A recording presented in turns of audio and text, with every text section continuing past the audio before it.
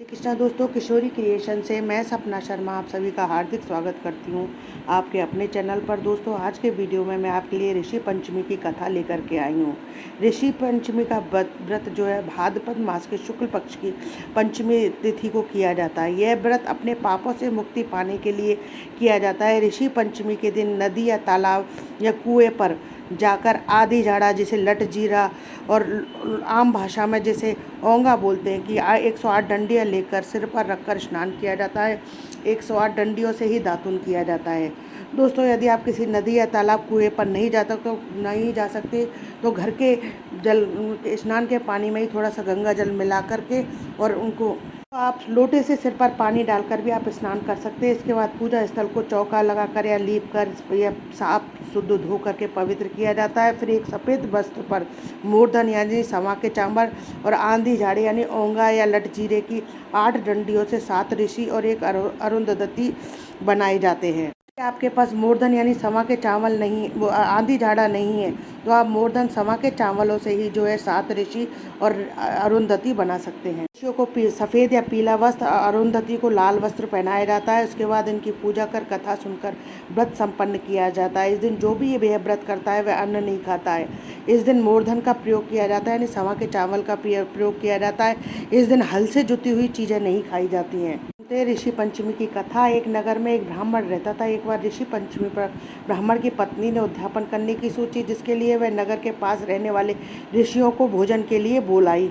ऋषि पंचमी के दिन वह सवेरे जल्दी उठी। सवेरे सवेरे रसोई बनाने से पहले ही वह दूर होकर नहा धो करके बैठ गई। अब उसके मन में चिंता होने लगी कि ब्राह्मण का भोजन कैसे बनेगा। मैं ब्राह्मणों को तो नौत आई हूँ। सोचती वो पड़ोसन के पास गई। अपनी पड़ोसन के पास गई तो उस पर पड़ोसन बोली कि तू तो ऐसा कर कि 7 पट्टियों पर बैठकर 7 बार नहा ले, इससे तू शुद्ध हो जाएगी और फिर तू खाना बना लेना। और उस ब्राह्मण की पत्नी ने जो है पड़ोसन के कहे अनुसार ही ऐसा किया। ब्राह्मण की पत्नी के पास और तो कोई तरीका था नहीं, इसलिए उसने 7 पट्टियों पर बैठ करके 7 बार स्नान किया। फिर रसोई में भोजन बनाया ब्राह्मणों के लिए। जब ऋषि जीमने के लिए आए तो ब्राह्मण की पत्नी ब्राह्मणी ने उनको खाना परोसा। ऋषियों के तप के सत के कारण जब ऋषियों ने हाथ जोड़कर प्रार्थना की और जब आंख खोली तो भोजन में जो है कीड़े कुलबुलाने लगे। भोजन में कीड़े देख करके क्रोधित हो गए और दोनों ब्राह्मण ब्राह्मणी को शाप दे दिया कि शाप के कारण वह ब्राह्मण तो अगले जन्म में बैल बना और ब्राह्मणी जो है कुतिया बनी। वही अपने बेटे के यहाँ रहते थे। उनका बेटा बहुत धार्मिक था, खूब दान धर्म करता था। एक दिन ब्राह्मण के लड़के ने माँ बाप का श्राद्ध आया।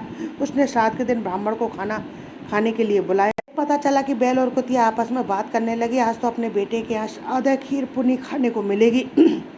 ब्राह्मण के बेटे की बहू भी बहुत ही पतिव्रता और धार्मिक स्त्री थी। उसने खीर पूड़ी सब्जी अन्य रसोई बनाई। वह किसी कार्य से दूसरे कमरे के अंदर चली गई। में खीर के भगोने में सांप गिर गया, जिसे कुतिया ने देख लिया तो कुतिया बनी ब्राह्मणी ने खीर के भगोने को मुंह लगा लिया। ब्राह्मण की बहू ने उसे ऐसा करते देख लिया तो उसने चूल्हे की लकड़ी, जलती हुई लकड़ी से उस कुतिया को बहुत मारा, जिससे उसकी कमर टूट गई।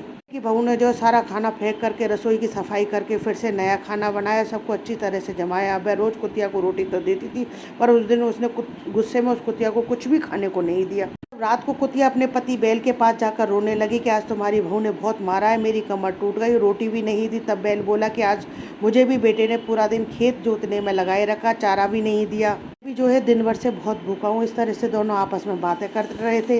बैल ने कुतिया से कहा कि तूने पिछले जन्म में दूर होकर भी रसोई बनाई थी और शाप के कारण आज हमारी यह दशा है। तो उनकी यह सब बातें उनके बेटे बहू सुन रहे थे तो उससे बहुत दुख होता है। वह बैल को चारा देता है, पानी पिलाता है, कुतिया को रोटी देता है, मन ही मन बहुत पछताता है।